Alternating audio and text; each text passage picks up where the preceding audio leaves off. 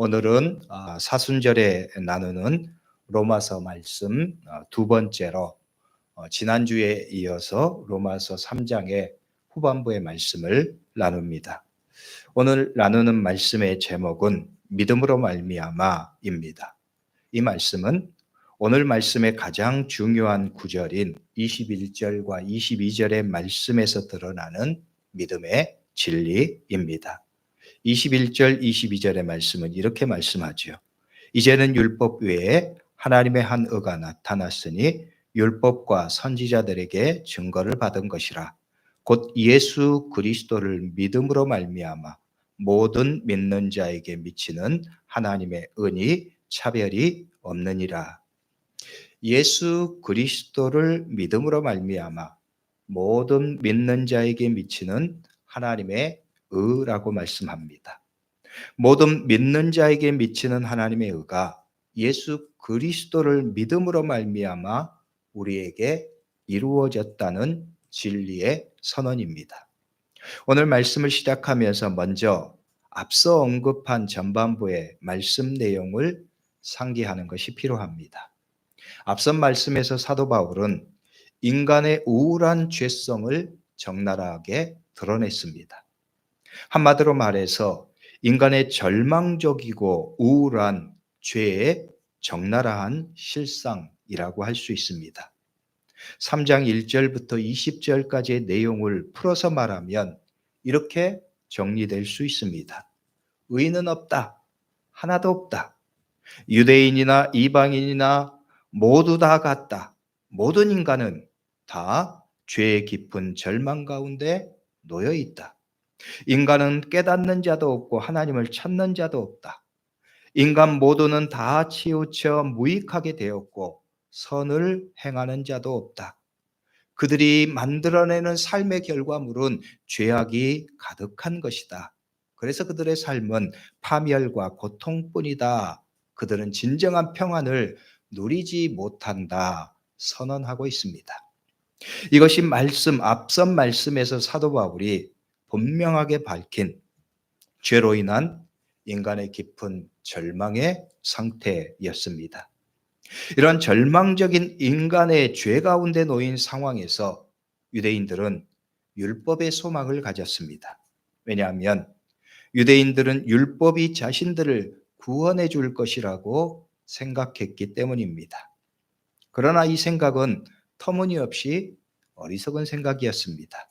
왜냐하면 율법의 본래 기능은 죄를 해결하는 것, 죄로부터 자유함을 주는 것이 아니라 죄를 깨닫게 하는 것이기 때문입니다.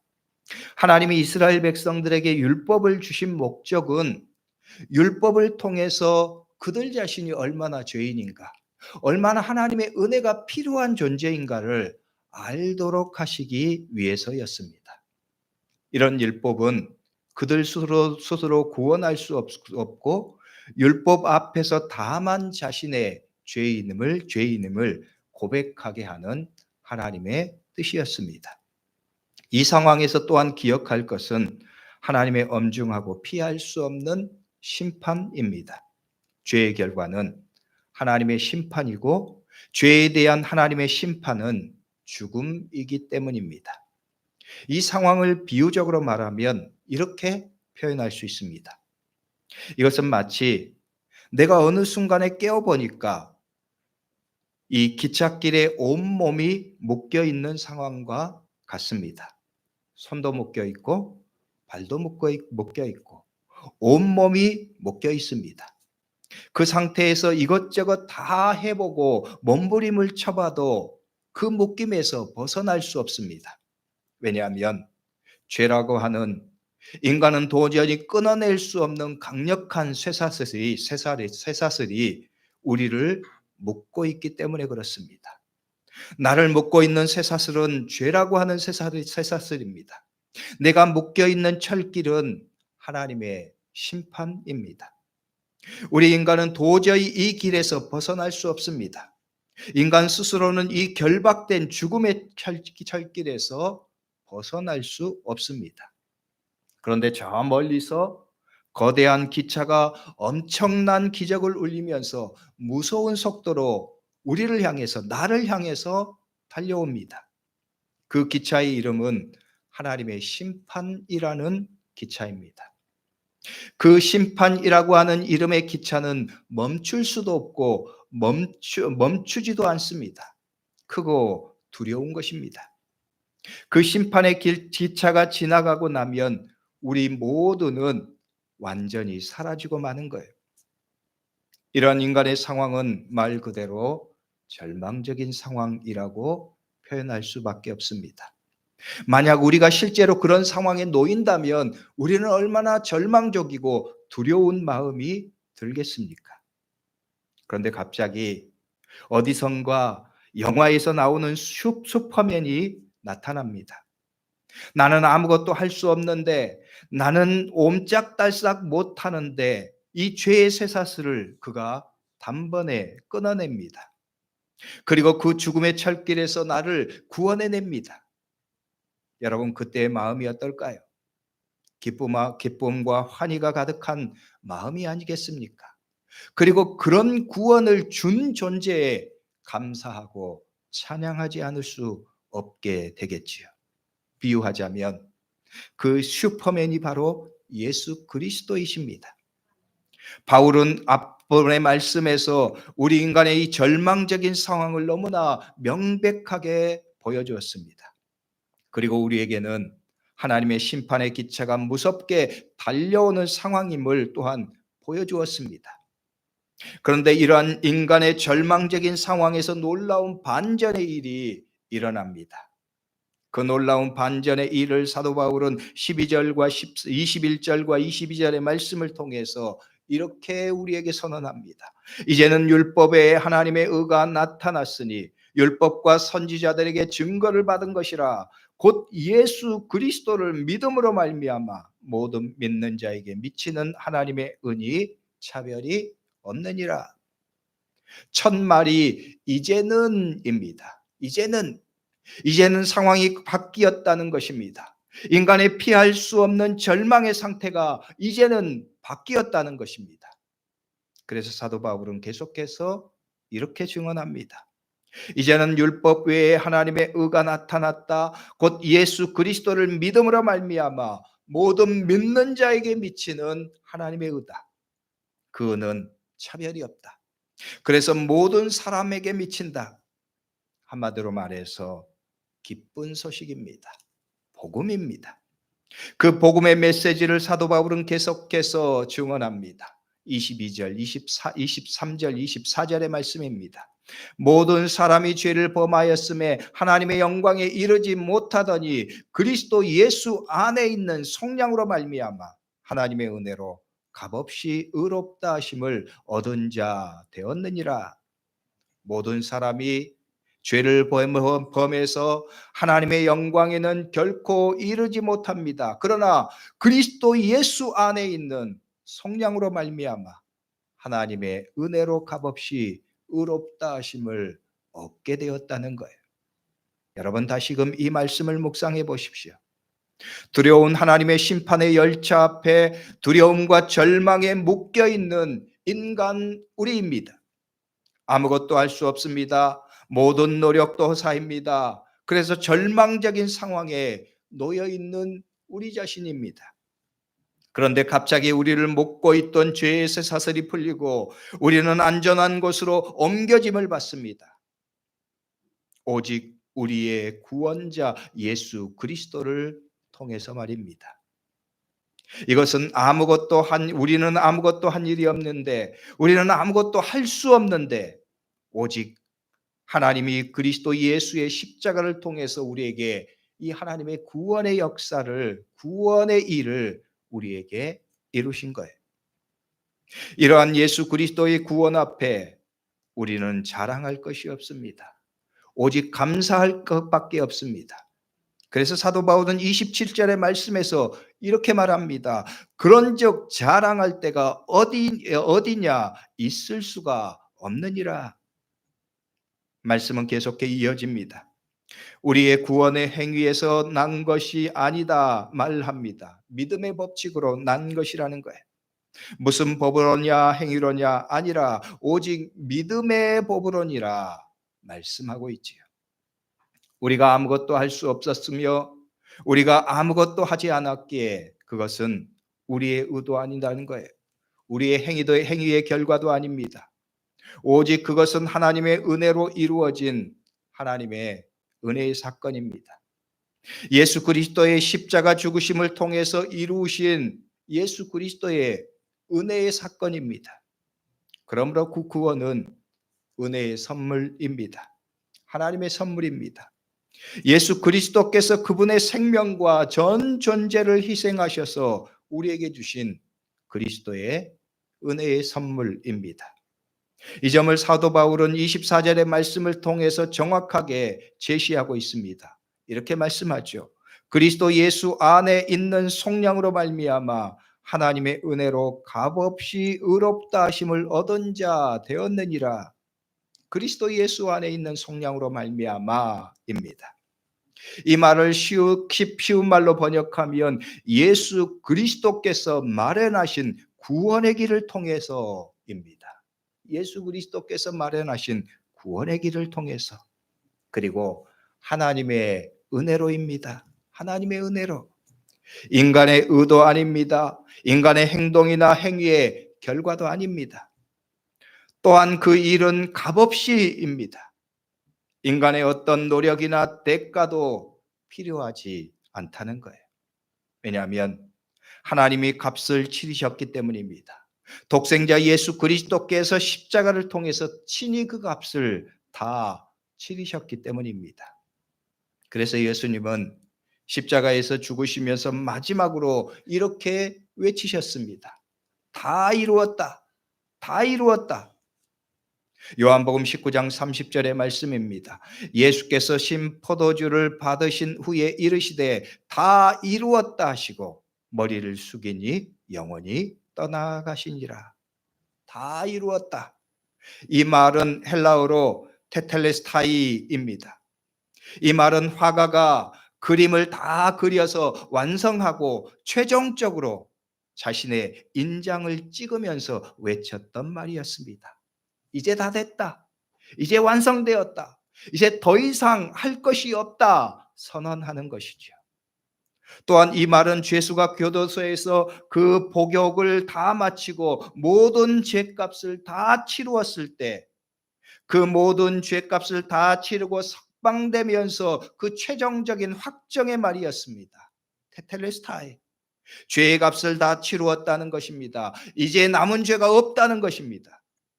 예수님은 우리의 모든 죄의 문제를 다 완전히 남김없이 해결하셨습니다. 그래서 예수님의 마지막 외침이 이 말이었습니다. 테텔레스타이. 다 이루었다입니다. 우리는 다만 그 예수님의 십자가 구원의 은혜를 내 것으로 믿고 받기만 하면 됩니다. 그것이 믿음의 은혜입니다. 그 은혜를 거역하는 인간은 얼마나 어리석습니까? 그 은혜를 거역하는 인간은 얼마나 교만합니까? 그 은혜를 알고도 다시 사탄의 유혹에 빠지는 자들은 얼마나 어리석고 교만한 자들입니까? 이어지는 바울의 탄식과 안타까움이 그 일을 말해주고 있습니다. 이 하나님의 은혜가 명백한데, 그 은혜가 확실한데 왜 어리석은 너희는 아직도 율법에 매여 있느냐는 것입니다. 아직도 인간의 행위에 매여서 너희 스스로 구원할 수 있다고 어리석게 반복해서 실패를 계속하느냐는 것입니다. 이 바울의 증언에 대해서 어리석은 유대인들이 왜 너희는 너희가 주장하는 복음이라는 것을 가지고 하나님의 율법을 폐하느냐 말합니다. 이러한 유대인들의 말에 대해서 사도 바울은 아니라고 말해요. 복음은 율법을 폐하는 것이 아니라 완성시키는 것이라고 말합니다. 왜냐하면 율법은 죄를 깨닫게 하고 그 죄 앞에 인간은 오직 하나님의 은혜의 구원밖에 없음을 고백하게 만들기 때문입니다. 예수 그리스도의 복음은 그 구원을 완성하는 것이기 때문입니다. 그래서 사도 바울은 복음, 즉 믿음을 통한 구원은 율법을 완성하는 것이라고 선언합니다. 30절 31절의 말씀입니다. 할례자도 믿음으로 말미암아 또한 무할례자도 믿음으로 말미암아 의롭다 하실 하나님은 한 분이시니라. 그런즉 우리가 믿음으로 말미암아 율법을 폐하느냐? 그럴 수 없느니라. 도리어 율법을 굳게 세우느니라. 이에 또한 이 말씀 앞에서 우리는 오늘 우리의 삶을, 우리의 믿음을 다시 점검하게 하는 거예요. 우리는 과연 어떻게 살아가고 있는가입니다. 우리는 하나님의 이 구원의 말씀 앞에 우리는 겸손히 순종하는가입니다.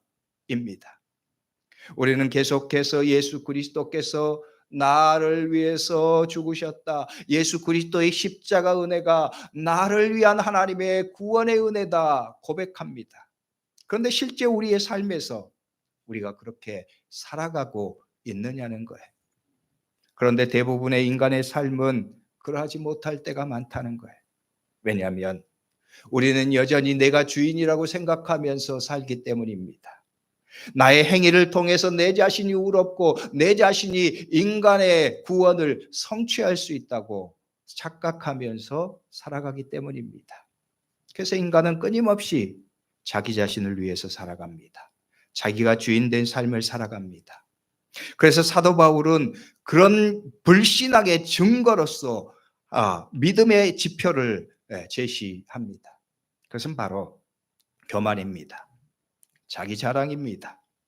자기 의를 이루려고 하는 삶입니다.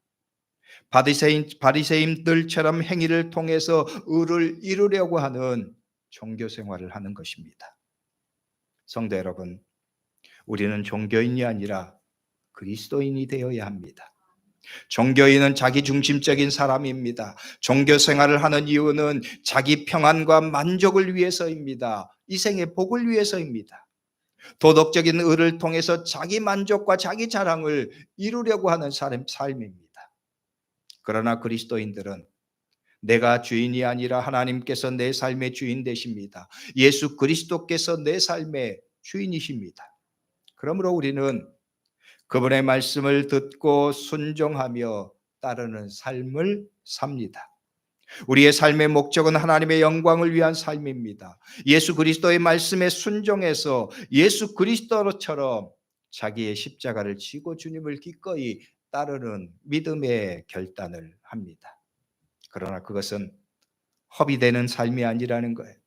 내가 일방적으로 손해되는 것이 아니라는 것입니다. 왜냐하면 하나님의 놀라운 은혜의 응답이 있기 때문입니다.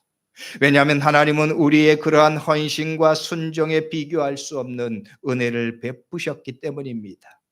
우리를 죄에서 속량하셨기 때문입니다. 그리고 또한 그것과 비교할 수 없는 영광의 약속을 우리에게 주셨기 때문입니다. 영원한 생명입니다. 영원한 하나님의 나라에서 그 영광의 주님과 함께 누리게 될 영원한 하나님의 나라의 약속을 우리에게 주셨기 때문입니다. 그리고 우리는 궁극적으로 하나님이 만드신 피조물로서 하나님 안에서 온전한 삶을 누리게 될 약속을 받았기 때문입니다. 성도 여러분, 그러므로 우리는 믿음으로 살아야 합니다. 믿음으로 사는 것을 통해서 하나님이 이루신 구원의 역사를 우리의 삶에서 완성하는 것입니다. 우리는 다시금 오늘 우리에게 말씀하시는 예수 그리스도의 십자가 은혜를 깊이 묵상하고 그 은혜가 오늘 나의 삶에서 어떤 것을 제시하는지 깨닫고 결단해야 합니다. 오늘 말씀은 사도 바울이 유대인들을 향해서 율법의 문제를 제시하고 있습니다. 그러나 오늘 우리에게 과연 율법이 과연 무엇을 의미하는가? 우리가 예수 그리스도를 믿고 믿음으로 하나님의 구원을 바라보고 사는 삶에 있어서 이 유대인들이 가졌던 율법의 의미가 과연 우리에게 무엇인가를 우리는 생각하는 거예요. 그것은 바로 내가 주인 된 삶입니다. 내가 주인이기 때문에 내 스스로 나의 삶의 문제를 해결할 수 있다고 생각하는 것입니다. 내가 나의 삶의 구원자가 될 수 있다고 생각하는 것입니다. 그것이 바로 유대인들이 율법을 통해서 구원을 생각하고 그 율법을 통해서 구원을 완성하려고 했던 삶의 방식인 거예요. 우리에게는 율법이 없습니다. 율법의 의무도 없습니다. 그런데 내가 예수 그리스도를 믿는다고 하면서 여전히 유대인들이 가지고 있었던 율법의 방식을 가지고 살아간다는 거예요. 내가 예수 그리스도를 믿는다고 하면서, 내가 예수 그리스도를 따른다고 하면서 나는 여전히 예전에 유대인들이 실패한 방식을 반복하고 있다는 것이에요. 그것이 바로 내가 주인된 삶입니다. 인간이 나 스스로 구원을 얻을 수 있고 내 삶의 문제가 결국은 나의 능력과 나의 일을 통해서 해결된다고 하는 인간 중심적인 사고방식입니다. 그러나 예수님께서는 우리에게 말씀하십니다. 하나님의 말씀은 우리에게 분명하게 그 길의 결과를 우리에게 보여주십니다. 유대인들이 실패했던 것처럼 우리 또한 그러하다는 거예요. 우리 또한 하나님의 구원을 우리 스스로는 완성할 수 없기 때문입니다. 우리는 그런 능력이 없기 때문입니다. 그래서 하나님께서는 율법을 통해서 유대인들에게 그들의 연약함을 보게 하셨습니다. 마찬가지로 우리의 연약함을 하나님께서는 알게 하십니다. 그렇게 알게 하시는 이유는 하나님의 은혜를 바라보게 하기 위해서입니다. 하나님, 내가 이렇게 연약합니다. 내가 이렇게 부족합니다. 나의 부족함과 연약함을 하나님 나는 철저하게 합니다. 그래서 나는 하나님의 은혜를 구합니다. 하나님의 은혜밖에 나는 살 길이 없음을 고백합니다. 그래서 예수 그리스도의 십자가 은혜를 다시 붙듭니다. 내가 믿음으로 하나님의 은혜를 바라봅니다. 예수 그리스도의 십자가 은혜를 붙듭니다. 고백하는 거예요. 사랑하는 성도 여러분, 그러므로 오늘 우리의 믿음의 고백, 믿음의 결단도 그러해야 합니다. 사순절을 보내면서 우리는 우리의 삶의 연약함을, 우리의 존재의 연약함을 인정하면서 오늘 내 자신이 하나님의 구원의 은혜가 필요함을, 그것밖에 없음을 고백하며 그 은혜를 붙잡고 그 은혜 안에서 사는 결단을 하는 거예요. 그렇게 아는 백성, 그 은혜의 진리를 아는 백성은 하나님 앞에 감사할 수밖에 없다는 거예요. 나의 전제를 통해서 감사합니다. 하나님의 뜻에 순종합니다.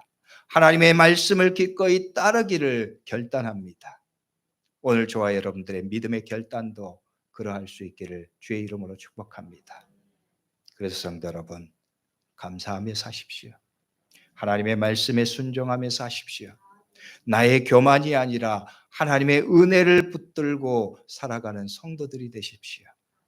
그 은혜 안에 하나님의 구원의 길이 있습니다. 하나님이 베풀어 주신 은혜의 결과가 있습니다. 오늘 저와 여러분들의 믿음의 고백 또한 그러할 수 있기를 주의 이름으로 축복합니다.